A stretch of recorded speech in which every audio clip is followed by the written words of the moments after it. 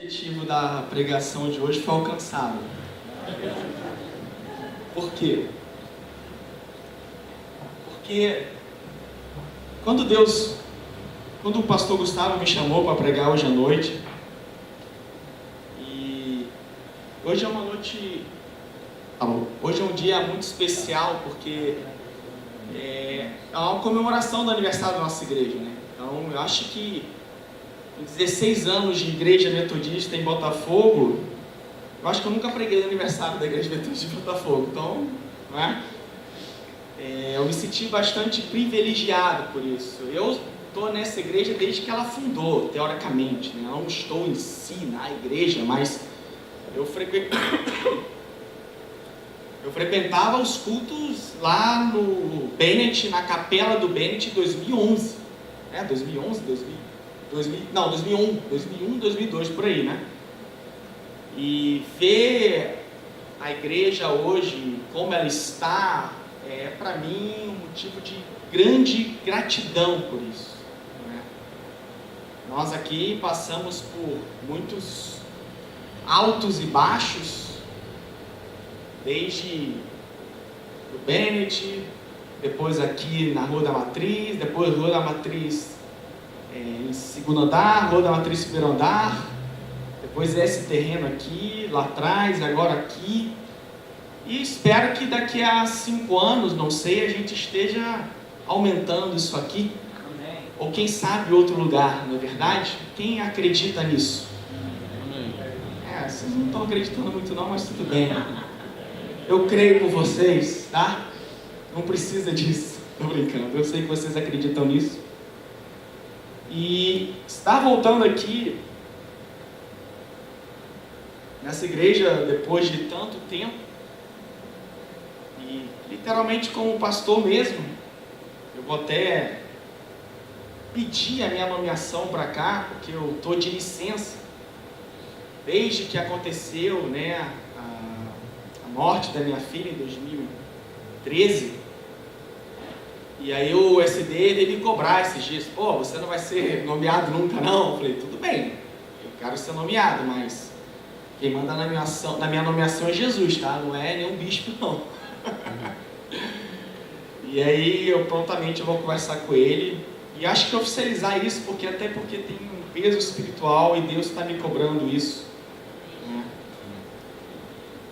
Mas voltando ao tema de hoje, quando eu comecei a orar a Deus para pregar nessa noite,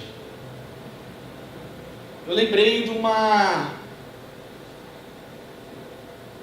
experiência que eu tive esse ano, no carnaval, no retiro de carnaval que nós fizemos aqui, algumas pessoas aqui da nossa igreja, lá no acampamento metodista em Teresópolis, onde eu vi o filho do bispo Mano pregando sobre o que tinha acontecido na igreja dele, lá no interior do Paraná.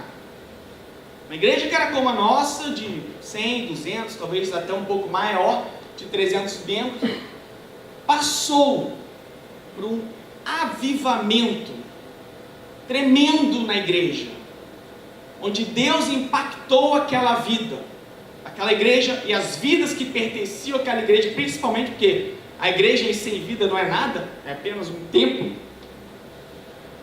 E uma igreja de mais ou menos 100 a 200 a 300 pessoas frequentando passou para mais de 5 mil, não é isso, Gustavo? Se eu não me engano.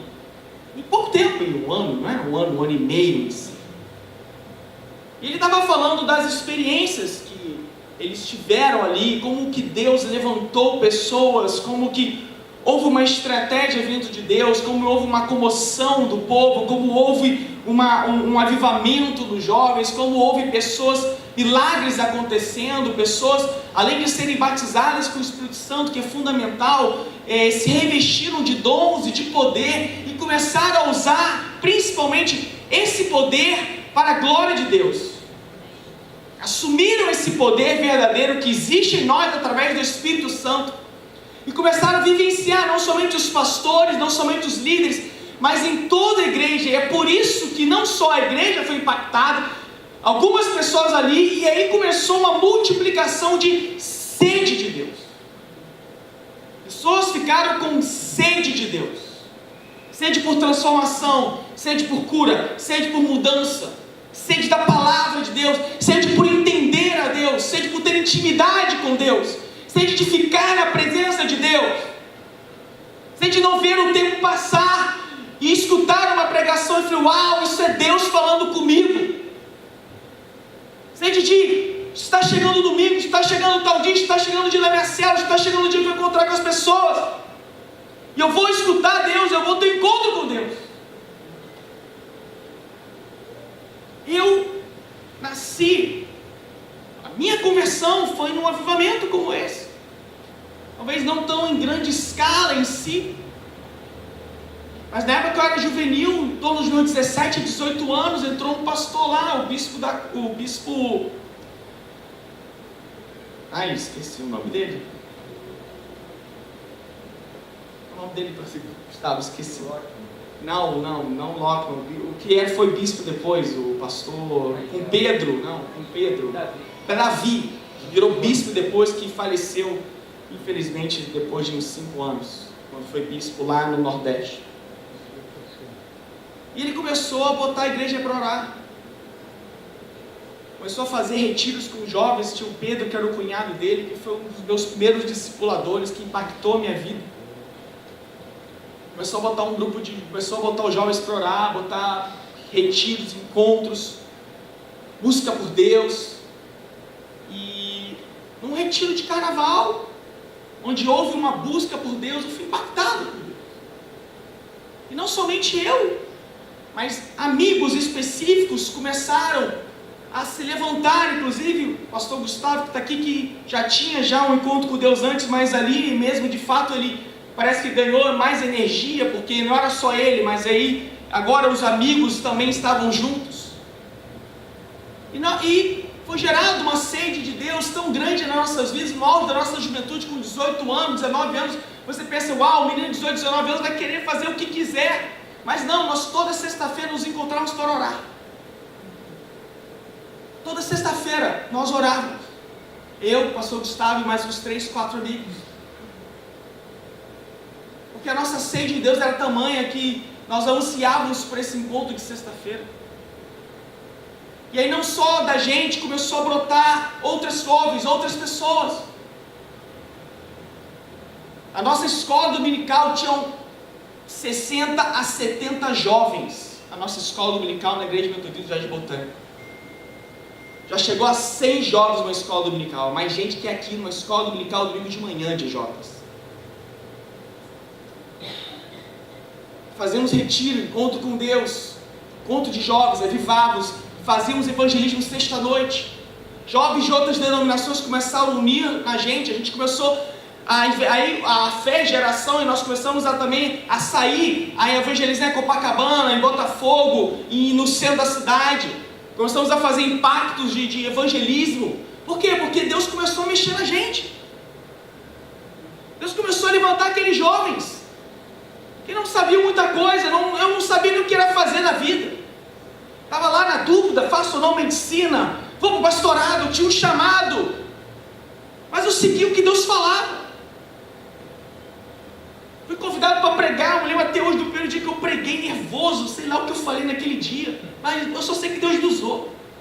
Porque eu me entregava completamente na mão de Deus sem questionar o Senhor. E aquilo foi avivando meu coração. E aí Deus me chama como missionário. Me leva para Marrocos num tempo que ninguém sabia o que era Marrocos. Me leva para o Egito, onde as pessoas vão ser maluco. Me faz impactar a vida de outros jovens. E nós brigávamos com a nossa carne, com coisas, com conflitos. Perdi N amizades por causa disso, porque eu valorizava Deus na minha vida. Essa igreja, nós começamos a reunir lá na Rua da Matriz, todas as terças ou quartas-feiras, um grupo de jovens da Igreja de Botânico, nós fazemos parte. E o Gustavo estava lá, pediu apoio para a gente. E aí nossas orações começaram a ser toda quarta à noite. E Deus falava poderosamente naquele lugar. Meu amigo, se você está aqui hoje, essa noite, é porque jovens como eu, há 10 anos atrás, 15 anos atrás, oraram pela tua vida. Olha que impactante isso. Olha que tremendo. Tremendo. E surgiu uma igreja como essa. E aí eu, lá no retiro, aquele jovem que tinha minha idade, cara, esse cara está parecendo comigo há 10, 15 anos atrás. E eu sim me senti movido pelo Espírito Santo a me ajoelhar no altar. Eu fiz um pedido para Deus. Eu falei assim: Deus, eu não quero morrer sem antes vivenciar um profundo impacto do avivamento de Deus na tua igreja. Amém. Se é para ser na igreja de Botafogo, que seja. Ou não sei quando, mas eu quero viver para isso. Eu quero viver um dia que não só a nossa igreja, mas igrejas do bairro inteiro ficarão lotadas, cheias de gente, de tamanha sede de Deus das pessoas. Existem vários livros que falam de impactos de avivamento no passado. A igreja metodista surgiu disso. Wesley, quando teve o seu coração aquecido, recebeu um projeto de Deus que transformou a Inglaterra inteira. Ao mesmo tempo estava havendo uma revolução civil na França, pessoas morrendo, o governo sendo deposto, guilhotina neles, uma loucura, as pessoas largando a sua fé, acabando com a igreja, queimando igrejas.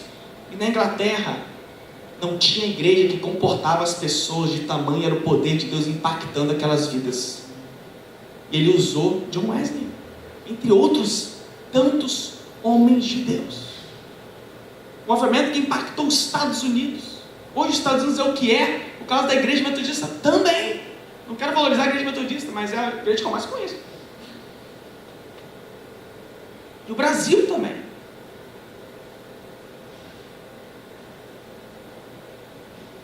E aí eu lembrei, gente, de uma pregação. Olha como é que o Espírito Santo ativa a nossa memória. Eu fico impressionado por isso. Ele podia ativar a nossa memória na hora da prova, né? Você lembrar de tudo aquilo que você estudou, como eu oro por isso. Mas eu lembrei de uma pregação, eu orando, eu falei: Deus, o que eu prego? E aí Deus falou: prega sobre isso. Eu falei: uau! Uma pregação do encontro de avivamento da igreja metodista acontecido no Maracanãzinho em 2002, se eu não me engano. Olha isso, olha como é que Deus ativa a nossa... Você estava lá? Acho que você estava lá. Dalila não, Dalila e Bianca, acho que eu tenho certeza que não sei, não lembro. A Dalila sim, a Bianca não. A Bianca não me conhecia nessa época ainda. Ah, Deus ainda não tinha se revelado a ela ainda. Tô brincando. E essa palavra está lá em Marcos, capítulo 5, versículo 1.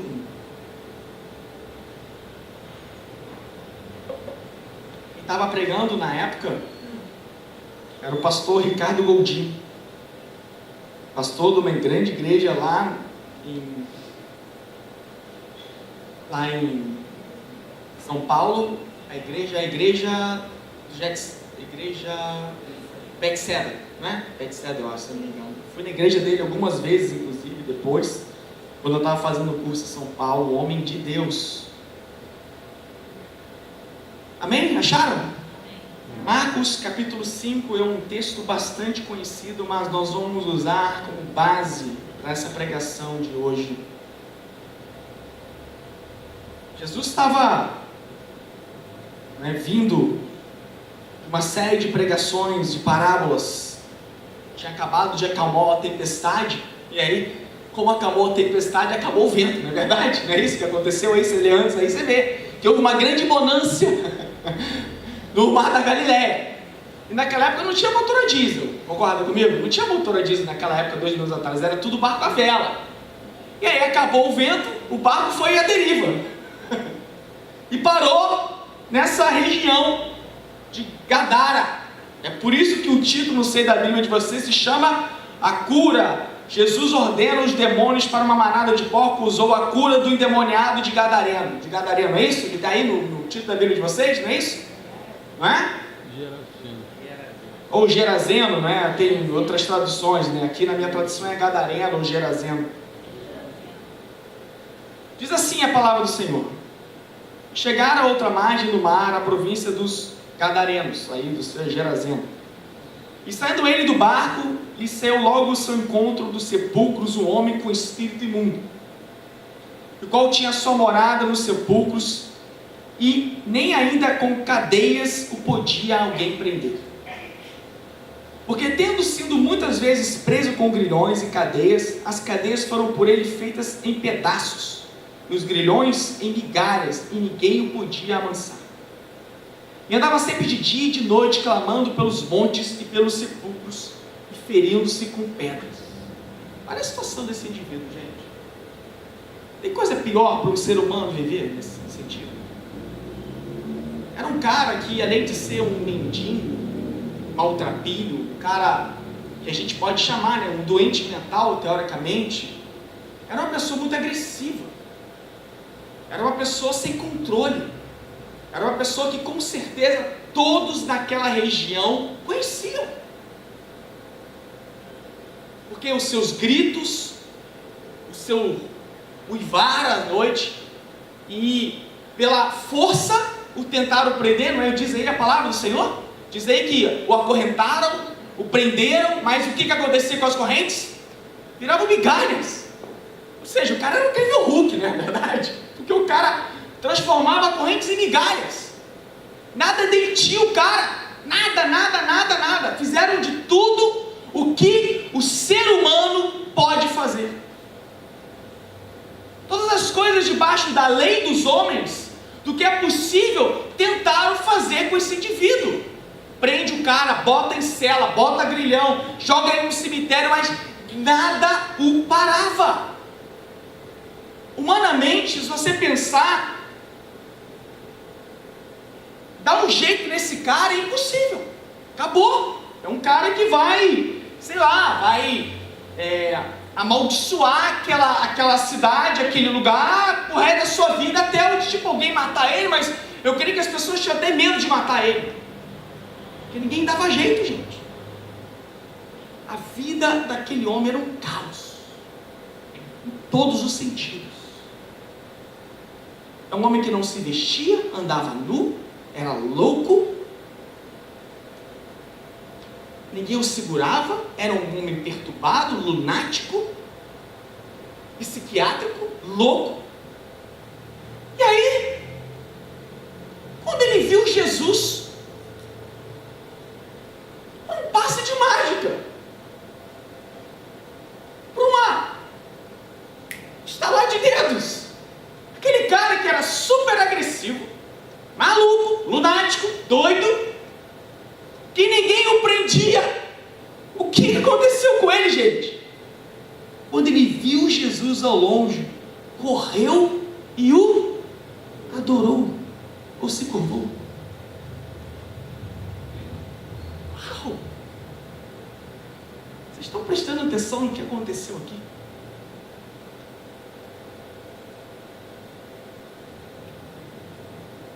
Quando a gente pensa em avivamento,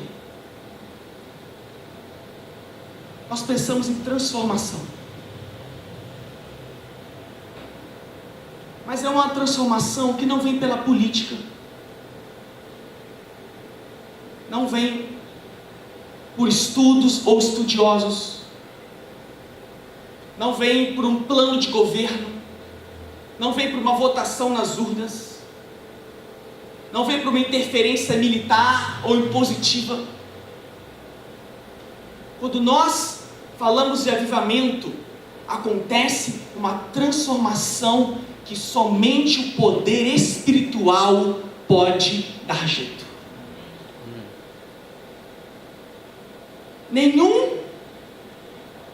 Nenhuma atitude humana segurava esse homem, mas foi só Jesus aparecer que ele imediatamente ficou manso.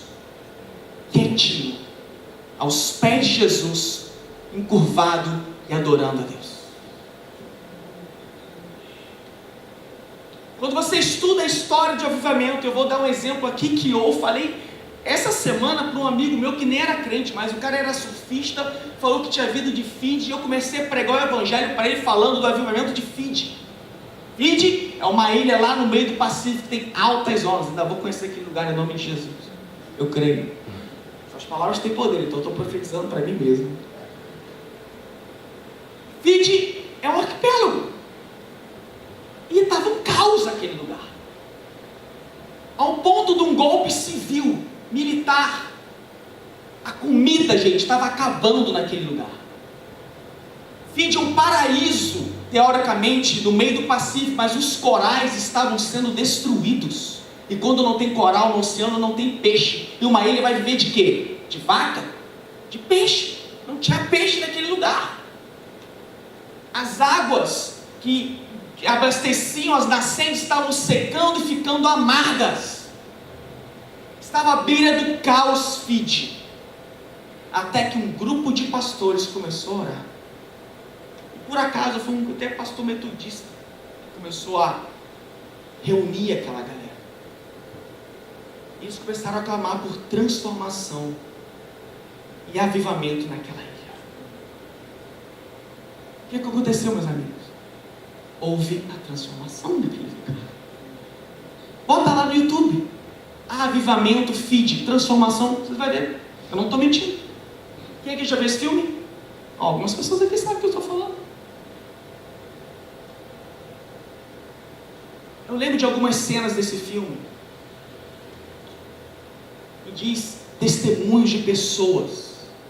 Fiji era uma região também muito incentivada pela cultura aborígene de índios e tudo mais. Então tinham sacrifícios humanos, eles eram canibais, eles faziam sacrifícios a Moloque, a deuses lá deles. Só que quando começou o avivamento naquele lugar,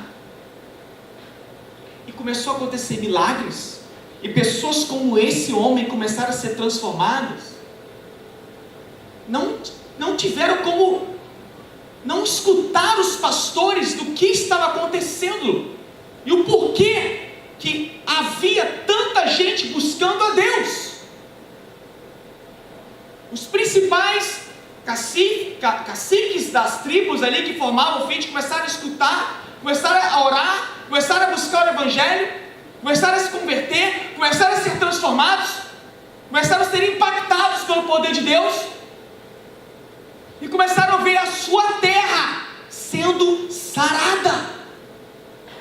Existe um pacto, uma cena do filme em que um desses caciques que se converteu, onde a sua pequena ilha estava ao caos, e que os corais estavam acabando, e o povo estava com fome, e eles entenderam que ali havia sido mortos missionários, e eles se arrependeram de ter matado aqueles missionários, pediram perdão e disseram: Deus, sara a nossa terra, que um dia derramou sangue inocente.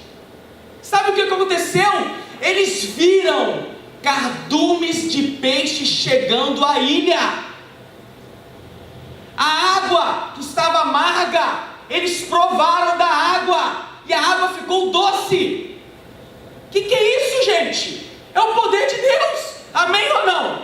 Amém. Não tem como explicar. Não foi a ciência que transformou aquilo, não foi a ecologia que restaurou os corais, foi simplesmente o poder da oração, de acreditar que aquela terra poderia ser curada e sarada, e assim foi, amados. Olha isso. E foi o que aconteceu com esse cara aqui.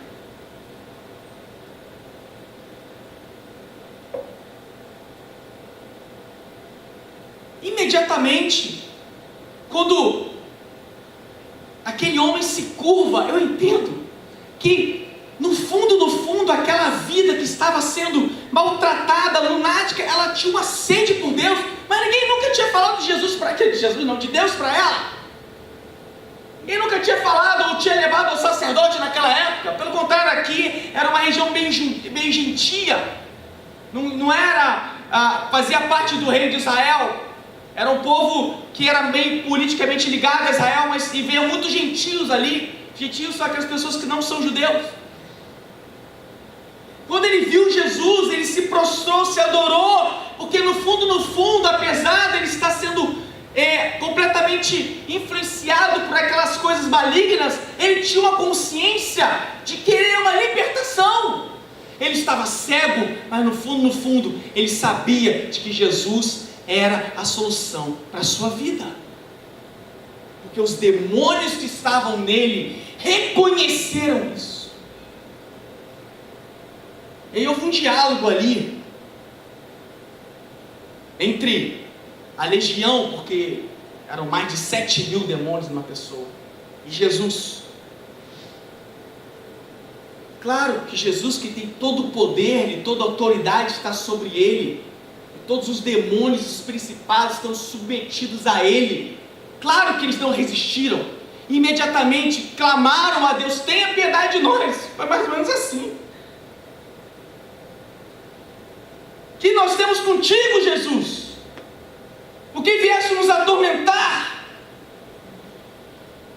Você vai acabar com a gente? Vai mandar a gente, sei lá, de volta para o inferno? Ou vai mandar para outras pessoas? Não sei. Porque avivamento, amados, passa por batalha espiritual. Você não é só corpo e alma. Existe espírito dentro de você. Eu espero que seja o Espírito Santo de Deus. Amém. Amém ou não? Amém. Amém. O diabo não vai ficar sorrindo: oh, que legal, parabéns, igreja metodista. Isso mesmo. Façam mais festas como essa para lotar a igreja. Preguem mesmo a palavra verdadeira. Façam cultos de oração e libertação. Isso mesmo. Muito bom. Eu quero mesmo sair daqui. Não aguento mais essa cidade. Está muito violenta. Como se o diabo falasse isso. Pelo contrário, amados, vai haver guerra espiritual.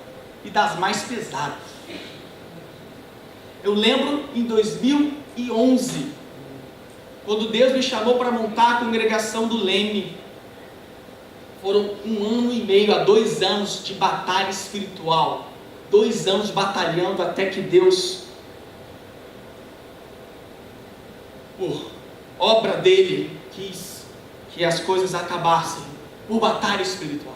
Eu vou contar isso depois. Mas eu lembro muito bem que nós entramos no sábado no hotel. Houve um culto maravilhoso. Acho que o pastor Sávio estava lá, né? O pastor Sávio estava lá, o pastor Gustavo também estava também. Muitos pastores, muita alegria, o hotel lotado, muita gente legal. Achei ótimo aquele dia. Foi bênção demais. Foi assim, um alívio de Deus para um projeto que tinha começado há muito antes. E aí no dia seguinte, a mãe do amigo meu me liga: meu filho está endemoniado. Bianca sabe. Eu falei: o que aconteceu, tio? Garoto amigo meu, que eu estudei desde o cursinho vestibular, desde 2008. Ele disse: meu filho, 2008 não, desculpa, 98. 2008 já era pai, já era médico, não estava fazendo cursinho vestibular. 98, foi um amigo meu que lá naquela época de jovem, ele também tinha se convertido, participava daquele grupo, só que se afastou. Entrou na faculdade, veio aquelas filosofias, fez direito na UERJ, advogado, famoso, não sei o quê. E aí de repente no meio ela me liga: porque eu não sei, porque eu sei. Porque para mim, glória a Deus, eu era uma referência da presença de Deus. E ela estava desesperada, que o filho dela estava igual esse cara aqui. Eu chego no apartamento e eu vejo meu amigo transtornado. Várias bebidas alcoólicas. Ele louco, gritando: ainda bem que você veio aqui. Eu falei: eu nunca vi uma cena tão terrível. Era tipo isso aqui. Ele seminu, botou fora uma namorada dele, as tapas. Um caos. Eu fiquei o domingo inteiro batalhando espiritual pelaquela vida. Peguei as bebidas, joguei tudo fora, conversei, oramos. Ele dormiu na minha casa, não foi mesmo?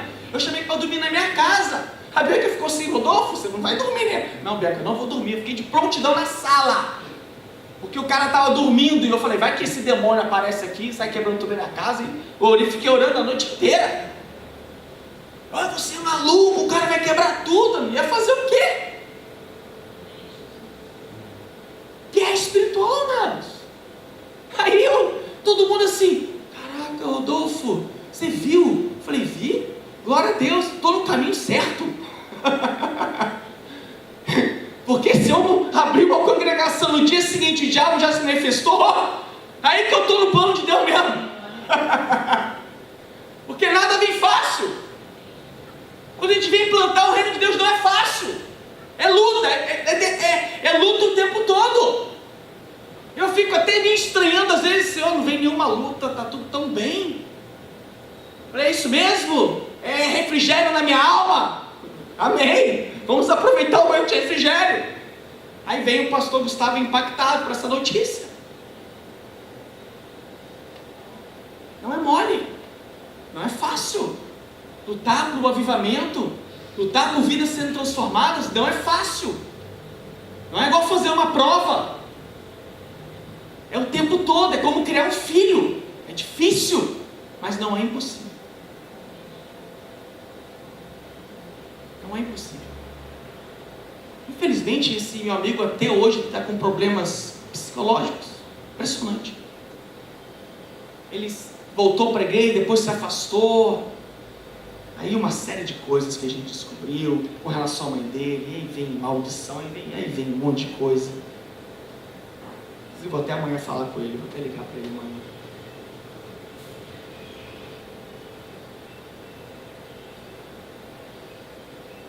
Quando a gente se coloca na presença de Deus para causar o avivamento, impactar vidas, o diabo não vai ficar feliz. Ele vai se levantar. Mas nós temos Efésios 6. Todo crente que um dia se prontifica em adorar ao Senhor, fazer discípulos e cumprir o mandamento dele, tem que ter Efésios 6 de cor. Fortalecei-vos na força do meu poder, poder de Deus, o seu poder, para permanecer firmes diante das potestades, dos principados e os poderes deste mundo que se levantam contra nós.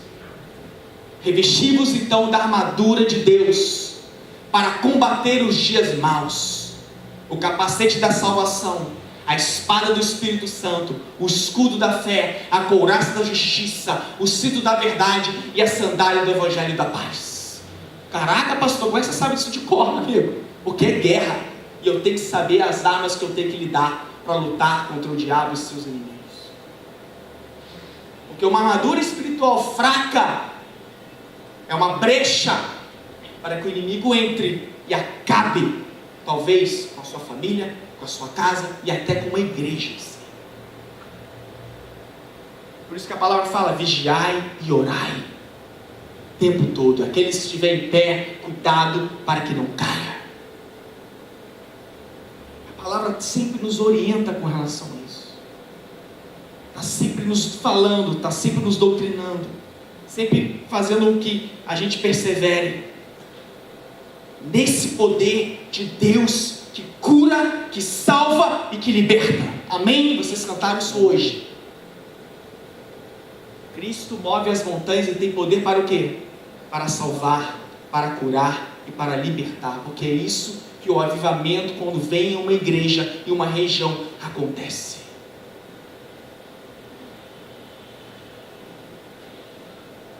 Quando vem o avivamento, há também uma mudança na estrutura local, na sociedade, na economia, nos valores.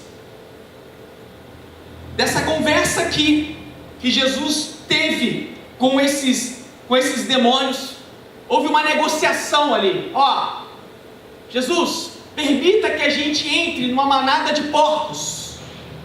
Falei, beleza, vocês querem ir para lá? Então beleza, pode entrar lá. Nas pessoas vocês não vão mais. E eles entraram na manada de porcos. E o que aconteceu com os porcos, amados? Os porcos, imediatamente, após receberem esses demônios, se suicidaram, no abismo. Todos morreram, porque o diabo veio para quê? Para roubar, matar e destruir. Claro que isso aconteceu. Acabaram com aqueles animais. Os animais morreram todos. E aquilo assustou aquela região, porque era uma região que criava muitos porcos. Porco para o judeu é um animal impuro.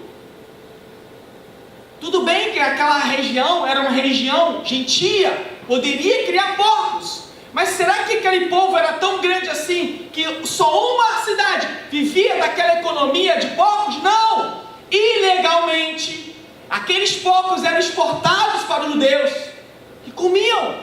Por quê? Eram firmes, não seguiam a Torá verdadeiramente. Eram esses cristãos nominais que a gente vê por aí. Eram pessoas que diziam: eu sou judeu, mas Deus lá, Deus cá, e fazia tudo que não podia a lei. E claro, abasteciam comércios como esse. E aí, amigo, quando vem Jesus, liberta o homem, e imediatamente uma grande quantidade de porcos e o lucro daqueles caras acabam, há um bafafá total naquele lugar, porque ninguém quer o homem que transforma demônios, que abala a economia e a estrutura da cidade toda. Porém, é isso que o avivamento faz nas nossas vidas, e é por isso que nós resistimos tanto ao avivamento, porque está muito bem como a gente está. Olha o trabalho que a gente teve há 2 domingos atrás. Essa igreja ficou lotada. Eu, quando entrei, eu vi um monte de gente aqui fora. Falei: o que está acontecendo? Eu vi que estava fechado. Falei: Gustavo, aconteceu? Não, a gente já está abrindo. Aí abriu. Aí as pessoas lotaram tudo, não tinha lugar, vai lá para cima. E ficou eu e a área ali, né, mexendo, e estacionamento, um monte de gente e tal. Eu praticamente quase não assisti a peça, eu fiquei trabalhando o tempo todo. E o som acaba, e volta a peça. Aí você chega e fala: eu não quero uma igreja assim não. Muito trabalho. Eu vou chegar tarde, não vai ter lugar para eu sentar. Eu quero chegar tarde. Eu me coloco nisso, tá, gente? Me coloco nisso também. Não tem hipocrisia não, mas eu chego atrasado mesmo. Eu não quero ficar lá atrás arrumando gente, vendo um monte de coisa. Para quê? É muito fácil eu chegar aqui, ar-condicionado bonito, um monte de gente, não vem nada, não tem problema, não entra endemoniado por aqui, não tem ninguém batendo na nossa porta, eu fico tranquilo, a minha semana é ótima, eu já trabalho muito. Para que lidar com pessoas? Fazer discípulos dá trabalho. É muito simples. No fundo, você não quer o avivamento. Nem eu quero. Quero ficar quieto em casa, assistindo Fantástico. Mas essa não é a vontade de Deus, amados. Não é isso que Deus quer para a humanidade, e não foi para isso que Deus te chamou. Você tem um talento, você quer enterrar o seu talento, você enterra. Só que depois você vai ser cobrado.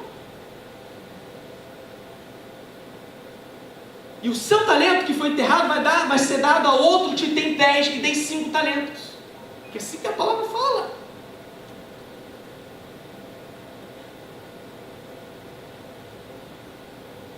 Ser sacudido nas nossas estruturas e confrontado com o nosso ego, ninguém quer. Mas é isso que o Evangelho faz nas nossas vidas. Porque o Evangelho é transformação, é boas novas, é novidade de vida. E dá trabalho, dá muito trabalho. Mas amigos, você vive em torno de 70, 80 anos nessa terra. Você quer que esses seus 70, 80 anos passem como um nada, uma fagulha? Porque o que você faz nessa terra reflete na eternidade. E eu quero passar a minha eternidade glorificando a Deus, realizado pela obra que Ele tem me chamado. Eu quero chegar, como eu preguei da última vez quando eu falei sobre Jesus, eu quero chegar Quando Jesus me levar, ou eu morrer, não sei, ou Ele voltar, eu quero que Ele diga para mim a mesma coisa que Ele falou para aqueles homens, onde Ele separou o joio do trigo, as ovelhas dos bodes, dos cabritos, e disse: vocês, ovelhas minhas, entrai no gozo do seu Senhor, porque quando tive fome me deste comer, tive sede me deste beber, tive no cárcere, vocês me visitaram, tive doente, vocês foram lá e me ajudaram. Jesus, mas quando que a gente ajudou você preso, você faminto, você enfermo? Toda vez que você ajudou um próximo, uma pessoa, um discipulado, uma pessoa que você precisava, o teu vizinho, o teu amigo, o teu paciente, qualquer pessoa, você ajudou a mim. Entra no gozo. Entra no gozo do teu Senhor. Eu não estou afim aqui de ficar aqui domingo a domingo pregando a mesma coisa e nada acontecendo. Desculpa, não é esse o meu chamado. Eu trabalho com infertilidade. Eu trabalho com problema de gravidez. E o que eu quero é que as pacientes engravidem. Eu não quero o dinheiro delas. O dinheiro faz parte, mas eu quero que elas engravidem. O objetivo de cada pessoa que entra ali na minha clínica é: você vai sair daqui grávida. Eu já profetizo isso na primeira consulta. Nem todas engravidam, claro. Mas eu estou vivendo um avivamento na minha clínica. Eu nunca atendi tanta paciente, nunca tive tantas gravidezes na minha vida, nunca vi tanto milagre acontecer, nunca também ganhei tanto dinheiro financeiramente. E você acha que isso me satisfaz? Pelo contrário, eu fico sempre pensando: mas e a igreja de Jesus? E o meu chamado? E a igreja metodista de Botafogo? E as missões? É isso que você quer que eu faça? Por enquanto Deus está falando: é isso que eu quero que você faça, Rodolfo. Mas sempre existe aquela panela de pressão, e Deus falando, e Deus movendo. E eu tenho pregado para minhas pacientes o tempo todo. Deus tem me chamado para ser agora talvez um influenciador digital, e muitas pessoas me mandam mensagem: você é médico, você é pastor, estou impactado com os seus testemunhos. Eu conto os testemunhos de milagres acontecendo, conto aqui para vocês, conto na internet, e muita gente, hoje muitas de pessoas me perguntaram na internet: nossa, você é pastor, você fez um casamento, que legal, onde é a tua igreja? Eu falei: a igreja metodista lá, deixa eu botar, Botafogo. Eu nasci para pregar o evangelho, fazer discípulos e batizando no nome do Pai, do Filho e do Espírito Santo, que essa é a grande comissão. Foi pregada hoje aqui de manhã, Mateus 28, 18 a 22. Esse é o teu chamado. É isso que vai impactar a tua vida, é isso que vai realizar a tua vida. Não é o teu sucesso financeiro, não é o teu sucesso no teu trabalho, não é fama, não é fama. É a tua família na presença do Senhor, os teus filhos sendo criados na igreja, e a tua igreja sendo avivada, impactando vidas, e você fazendo discípulos. Hoje eu fui impactado pela pregação de manhã, fui impactado pela pregação do pastor Gustavo domingo de manhã. Como Deus tem impactado, amém, que glória a Deus por isso. Se vocês não estão sendo impactados, abra os seus olhos, abra a sua mente. Deus está falando dessa igreja, amados. Deus está movendo essa igreja. Hoje eu impactei as crianças, peguei Lego, expliquei para elas a história do tanque de Betesda. O Marcos ficou assim, eu cheguei lá com o Lego, as crianças: eu quero prestar logo atenção na palavra. Falei: pô, gente, a gente tem que cantar. Não, espero impactá-los com Lego. Criatividade para pregar o evangelho, Deus nos deu isso. E aí vem o Gustavo: você está sendo negligente com a sua célula. E eu estava sendo negligente com a minha célula, estava trabalhando muito, chegando atrasado na célula. Eu falei: eu preciso mudar. A gente está lá conversando ainda, vai chegar um acordo. E aí hoje o cara fala assim: você está aqui para fazer discípulo, cadê os teus discípulos? E eu falei assim: cadê os meus discípulos? Na mesma hora o Espírito Santo falou: cadê a tua missão, Rodolfo? Você tem falado para um monte de paciente do meu evangelho, você tem falado para um monte de gente do evangelho, você tem influenciado muitas pessoas, mas cadê os teus discípulos, pastor? Cadê os teus discípulos, igreja? Cadê as pessoas impactadas pela tua vida? Cadê as pessoas que você está investindo a palavra? Imediatamente eu orei e Deus já me deu 2. Já me deu 2. Se você quer ser meu discípulo, com autorização do pastor Gustavo, pode me procurar, aprender comigo, andar comigo, caminhar comigo, mas saiba o seguinte: discipulado não é fazer o que eu quero, não. Eu vou lá sugar o pastor Rodolfo e acabou, não. Discipulado é confronto.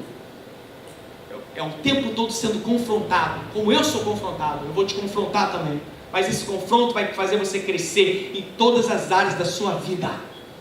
Eu tenho certeza disso, principalmente a área espiritual. E a sua área espiritual vai impactar em todas as outras. Pode me procurar depois. E pessoas estão sedentas por você, para que você impacte a vida delas.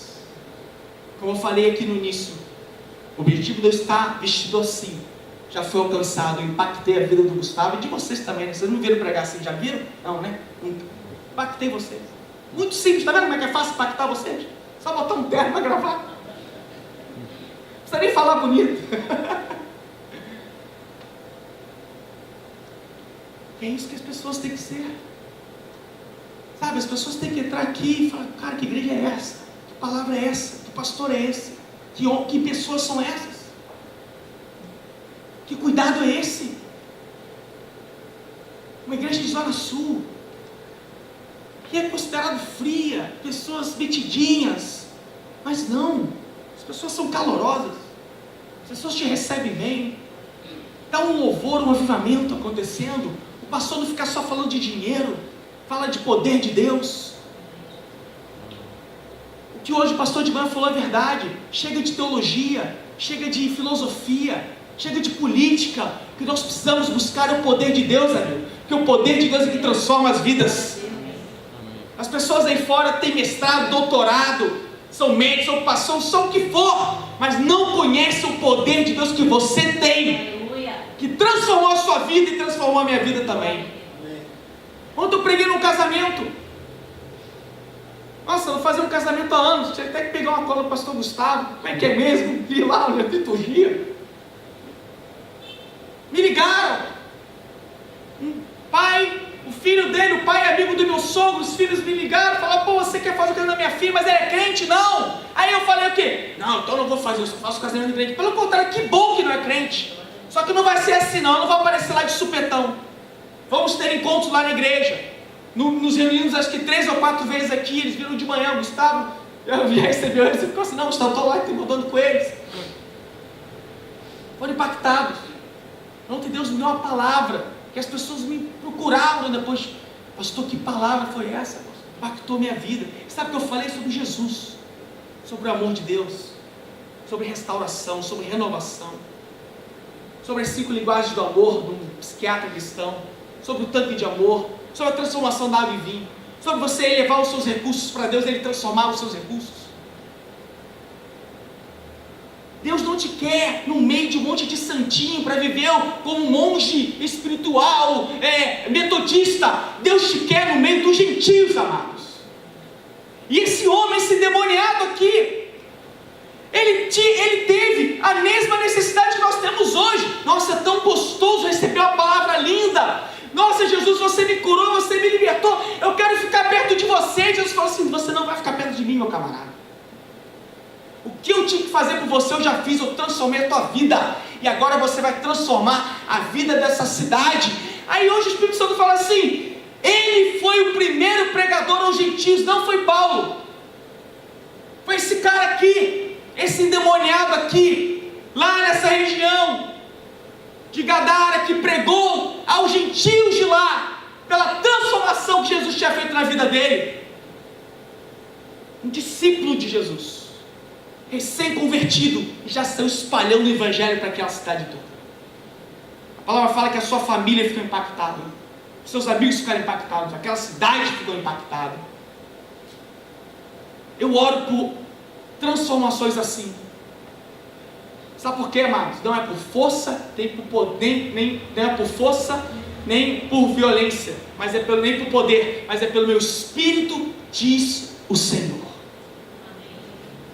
E o que eu e o pastor Gustavo mais temos orado é para que, pastor Gustavo, que não seja nós, que não seja nossa estratégia, que não seja nossa palavra bonita, mas um dia nós queremos olhar para a igreja, ver uma igreja linda, maravilhosa, crescendo, impactando esse bairro, sendo referência nesse bairro. E a gente olha para trás, mas o que a gente fez? A gente só orou, obedeceu, seguiu os mandamentos e Deus fez o milagre. Simples. Simples. Deus conta com você nessa noite. Deus conta com você. Você foi impactado um dia por Deus. Nós temos alguém aqui que não é cristão? Alguém que está aqui pela primeira vez que não é cristão? Não tem ninguém. Todos nós aqui somos cristãos. Essa palavra é para a igreja. Por que falta cristãos aqui?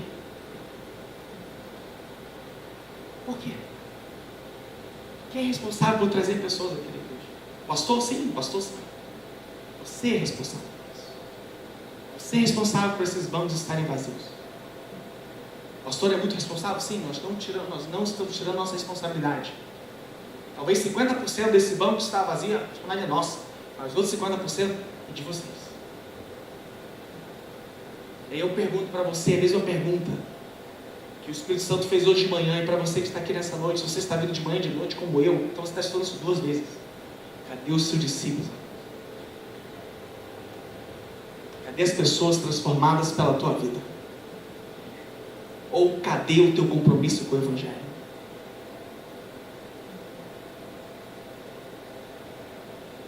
Cadê o avivamento? Porque se daqui a alguns anos queremos uma igreja totalmente diferente, sim, está ótimo, está excelente, eu não estou reclamando.